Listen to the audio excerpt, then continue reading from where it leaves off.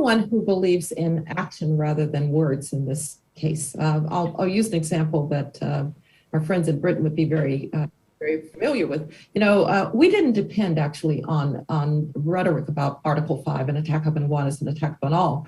We depended on having American forces deploy in Europe that said to the Russians, to the Soviets, if you cross this, you will have to kill an American, and that means the President of the United States will jump down your throat. That's how it wasn't just the words. So I really care less what we say about strategic ambiguity or the like. What we have to make very clear to the Chinese is there would be costs for invasion of or military action against Taiwan. Now, I actually think that it doesn't matter whether you and I think the United States will defend Taiwan. What matters is, does Xi Jinping believe the United States will defend Taiwan? Of course.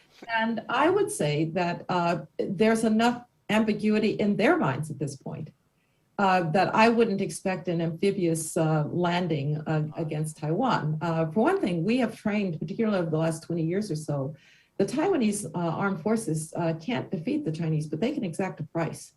And so to the degree that we keep arming them and keep training them, I think we're contributing to the deterrent factor. Now, what worries me is that the Chinese will take a page out of the Putin playbook for Ukraine.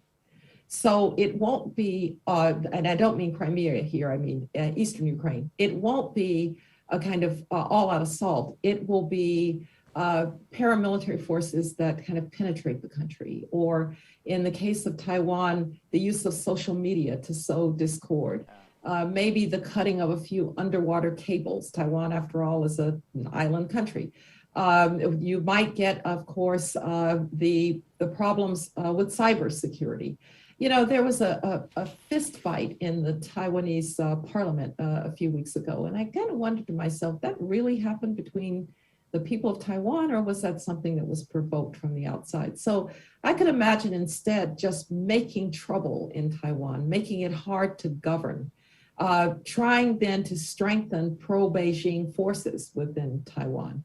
Now, the good news is every time the Chinese have played this game and tried to strengthen pro-Beijing forces, it's backfired. And they've done just the opposite, because the Taiwanese people are very proud of their democracy and they're suspicious of Beijing.